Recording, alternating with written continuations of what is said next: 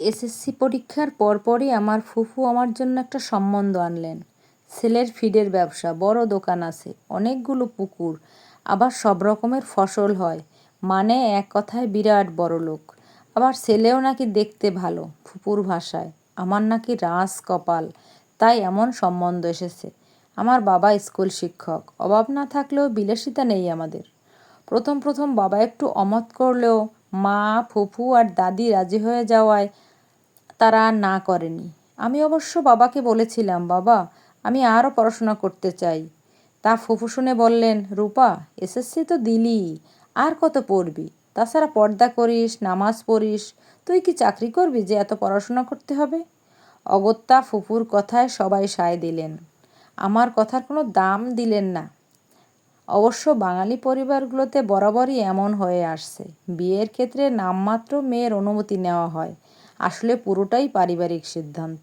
আমিও বাধ্য মেয়ের মতো সে সিদ্ধান্ত মেনে নিলাম। 2 দিন পরেই ছেলেপক্ষ দেখতে এলো। লজ্জায় ছেলেকে এক পলকের বেশি দেখতে পাইনি, তবুও মনে হলো মাশাআল্লাহ তিনি সুদর্শন। না চাইতেও মনের ভেতর কোথাও তার উপর একটা অনুভূতি জন্ম নিল।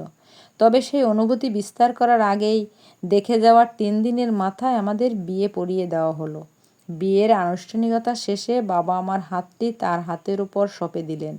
খাওয়া দাওয়া শেষে রাত 9টার দিকে বিদায় দেওয়া হলো আমাদের। আমার বাড়ি থেকে তাদের বাড়ির দূরত্ব ঘণ্টাখানেক। 2 ঘণ্টার মধ্যেই ওনাদের বাড়ি পৌঁছে গেলাম। এই 2 ঘণ্টা সবার অগোচরে যত্ন সহকারে পুরো রাস্তা আমার হাত ধরেছিলেন তিনি। আমি তো লজ্জায় লাল নীল হচ্ছিলাম। আমার আবার একটা ভালো লাগাও কাজ করছিল। মনে হলো সত্যি বিয়ে দুটো মানুষের মধ্যে এক অন্যরকম বন্ধন সৃষ্টি করে, যার কোনো ব্যাখ্যা নেই। মনে মনে কথাগুলো ভাবতে ভাবতে বাড়ির গেটের সামনে আসলাম। বাড়িটা বেশ বড়, সবে রং করানো হয়েছে। গেটে আসতেই কয়েকজন মহিলা এগিয়ে এলেন। একজনের হাতে মিষ্টি বাটি আর পানি। নন্দাই আমাকে একে একে সবার সাথে পরিচয় করিয়ে দিলেন। মিষ্টি ও পানি হাতে থাকা ভদ্রমহিলাই হলেন আমার শাশুড়ি, আর তার পাশে টাইট ফিটিং ড্রেস পরা স্টাইলিশ মেয়েটা আমার একমাত্র ননদ। দেবর বলল, আমাকে তো তোমাদের বাড়িতে দেখেছো ভাবি। আমি শুধু চুপচাপ মাথা নাড়লাম। পরিচয় করানোর শেষে নন্দাই আমাকে বললেন সবার পা ছুঁয়ে সালাম করতে। পা ছুঁয়ে সালাম করার কথা উঠতেই উপস্থিত দুই পক্ষের মধ্যে দ্বন্দ্বের সৃষ্টি হলো। কেউ কেউ বলা শুরু করলো এটা শিরক, আবার কেউ কেউ বলল 2 দিন পর তো শ্বশুর শাশুড়িকে এমনিতেই সম্মান করবে না, এখন না হয় একটু পায়ে হাত দিয়ে সালাম করে সম্মান জানাক। এই দ্বন্দ্বের মাঝে আমি শান্তভাবে বললাম, আসসালামু আলাইকুম আম্মা। আমার কথা শুনে সবাই চুপ হয়ে গেল। শাশুড়িমা মুচকি হেসে আমাকে আর ওনাকে মিষ্টি জল খাইয়ে ঘরে পাঠালেন। ননদ সহ আরও কয়েকজন আমাকে ঘরে রেখে বিদায় নিল। ওরা চলে গেলে আমি বোরকা ও হিজাব খুলে ঘরটা ভালো করে দেখলাম। বাইরে থেকে বাড়িটা রংচড়া মনে হলেও ঘরটা বেশ পুরনো। জায়গায় জায়গায় রং চটে গেছে। আসবাবপত্র বলতে একটা খাট, একটা আলনা আর একটা টেবিল। হঠাৎ কারো পায়ের আওয়াজ শুনে আমি বিছানায় উঠে লম্বা ঘোমটা টেনে বসলাম। কিছুক্ষণ পরে তিনি ভেতরে আসলেন, ধীর কণ্ঠে বললেন, আসসালামু আলাইকুম। আমি সালামের জবাব দিয়ে পুনরায় তাকে সালাম দিলাম। তিনি বিছানায় বসে আমার ঘোমটা তুলে বললেন, মাশাআল্লাহ, সত্যিই তুমি আল্লাহর অপূর্ব এক সুন্দর সৃষ্টি। তার কথা শুনে আমি ভীষণ লজ্জা পেয়ে গেলাম। তিনি আমার হাতে একটি চুম্বন দিয়ে বললেন, জানো, প্রথম দেখায় আমার তোমাকে খুব ভালো লেগে গিয়েছিল। তোমাকে দেখে আসার পর থেকে প্রতি মুহূর্তে তোমার মুখটা আমার অন্তরে ভেসে উঠেছে। মনে হয়েছে তোমাকে আমার জন্যই আল্লাহ তাআলা সৃষ্টি করেছেন। তার প্রতিটা কথা আমার অন্তরের সংশয়ের পাথরগুলো ভেঙে ফেলছিল। যে আমি বিয়ের আগে ভেবেছিলাম অচেনা একটা মানুষ কিভাবে আপন হয়ে উঠবে, সেই আমার এখন মনে হচ্ছে সামনের মানুষটা আমার কত জনমের চেনা।